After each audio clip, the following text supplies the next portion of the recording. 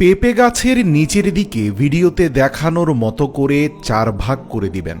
লম্বালম্বি 4 ভাগে ভাগ করার 2 মাস পর দেখবেন নিচের দিকে তাকালে মনে হবে এখানে একটি নয় 4টি মোটা গাছ একত্রিত হয়ে গিয়েছে। আর সবচেয়ে ইন্টারেস্টিং ব্যাপার হচ্ছে এই পদ্ধতিতে পেঁপে গাছে আগের থেকে 10 গুণ বেশি ফলন আসবে। বিনীত অনুরোধ করছি, যদি আপনি পেঁপে বাগান করতে পছন্দ করেন তাহলে ভিডিওটি শেষ পর্যন্ত দেখুন, কেননা 4টি এমন বৈজ্ঞানিক পদ্ধতি বলবো যার মাধ্যমে পেঁপের ফলন 15 থেকে 20 গুণ বেড়ে যাবে। আপনি কি জানেন পেঁপে গাছের বাকল থেকেই নতুন চারা তৈরি করা যায় এবং বাকল থেকে সৃষ্ট নতুন চারায় মাতৃগাছের মতোই প্রচুর পরিমাণ ফলন হয় এবং স্বাদ ও গন্ধে ফলগুলো একই রকম হয়। তো আপনার বাগানের কোনো গাছে যদি প্রচুর পরিমাণে ফল হয় এবং আপনি চান এই গাছটি মরে যাওয়ার পর হুবহু একই রকম আরেকটি গাছ পেতে, তাহলে পেঁপে গাছের বাকল থেকে নতুন চারা তৈরি করে নেবেন এই পদ্ধতিতে। প্রিয় দর্শক, অবাক হওয়ার কিছু নেই, কৃষিবিদরা দিন কয়েক আগেই এই পদ্ধতিটি আবিষ্কার করেছেন। এর জন্য আপনার পছন্দনীয় গাছটার একটা ছোট্ট বাকলের অংশ হালকা করে ভিডিওতে দেখানো পদ্ধতিতে কেটে নেবেন। এরপর মাটি ও গোবর সার মিক্স করে একটি ছোট প্লাস্টিক মগে নিয়ে আলগা করা বাকল প্রবেশ করিয়ে দিবেন মাটি ও গোবর সারে, ঠিক ভিডিওতে দেখানো পদ্ধতিতে। এরপর পানি দিয়ে এভাবে কিছুদিন রেখে দেওয়ার পর দেখবেন প্লাস্টিক মগের ভেতর থেকে কিছু শিকড় দেখা যাচ্ছে। আবার উপরে তাকাতেই দেখবেন বাকলের উপরের দিকে ছোট্ট একটা মুকুল দেখা যাচ্ছে।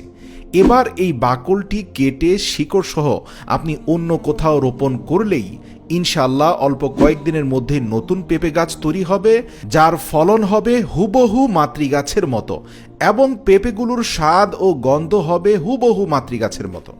এবার আমরা দেখি পেঁপে চাষের নতুন আরেক পদ্ধতি।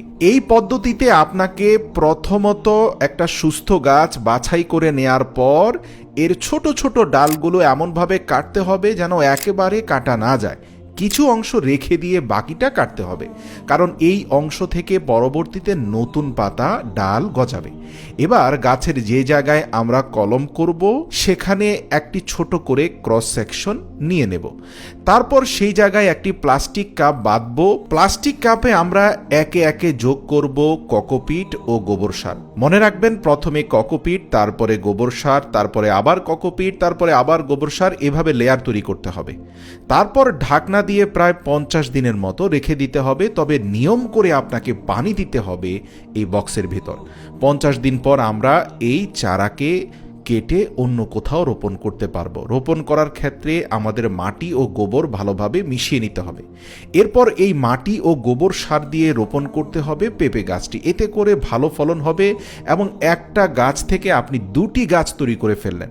নিচের যে অংশটি রয়ে গিয়েছে সেখান থেকেও নতুন শাখা গজাবে, ফলন হবে এবং উপরের অংশটা নতুন আরেকটি গাছ হয়ে গেল। প্রিয় দর্শক, ভিডিওর এই পর্যায়ে আপনাদেরকে একটা পেঁপে গাছকে সম্পূর্ণরূপে কেটে এর মধ্যে 2টি পেঁপে গাছকে অ্যাডজাস্ট করার পদ্ধতি দেখাচ্ছি। কি অবাক হচ্ছেন? অবাক হওয়ার কিছু নেই, কারণ কৃষি বিজ্ঞান এখন তার চূড়ান্ত অবস্থায় গিয়ে পৌঁছেছে। তো এই পদ্ধতিতে আপনি একটি গাছ থেকে 2 জাতের পেঁপে ফলন পাবেন। এর জন্য প্রথমে আপনাকে ভালো মানের একটা গাছের মধ্যবর্তী স্থান দেখে কেটে ফেলতে হবে।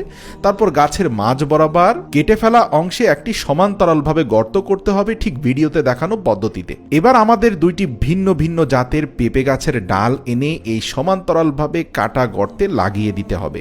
এরপর কলম করা প্লাস্টিক দিয়ে ভালোভাবে বেঁধে দিতে হবে। বেঁধে দেওয়ার পর এভাবে খোলা রাখা চলবে না। মনে রাখবেন, এই কলমগুলো নষ্ট হয়ে যায় কারণ আমরা এগুলোকে খোলা রেখে দিই। মূলত চারপাশে বাঁশের কঞ্চির উপরে আপনাকে ভালোভাবে প্লাস্টিক দিয়ে ঢেকে দিতে হবে যতদিন পর্যন্ত না পাতা গজায়, কারণ আমরা সবাই জানি পাতা ছাড়া গাছ সালোক সংশ্লেষণ করতে পারে না, ফলে রোদের তাপে মারা যাওয়ার সম্ভাবনা থাকে। তাই পাতা গজানোর আগ পর্যন্ত আমাদের পলিথিন দিয়ে ঢেকে রাখতে হবে। 2 মাস পর আমরা পলিথিন ব্যাগ সরিয়ে দেখব গাছের মুকুল দেখা যাচ্ছে। প্রিয় দর্শক, এই গাছটি 4 মাস পরে পর্যাপ্ত ফলন দিয়েছে, যেটা আপনারা আরেকটি ছবিতে স্পষ্ট দেখতে পাচ্ছেন, এবং একই গাছ থেকে 2টি ভিন্ন জাতের পেঁপে পাওয়া যাচ্ছে। সুবহানাল্লাহ।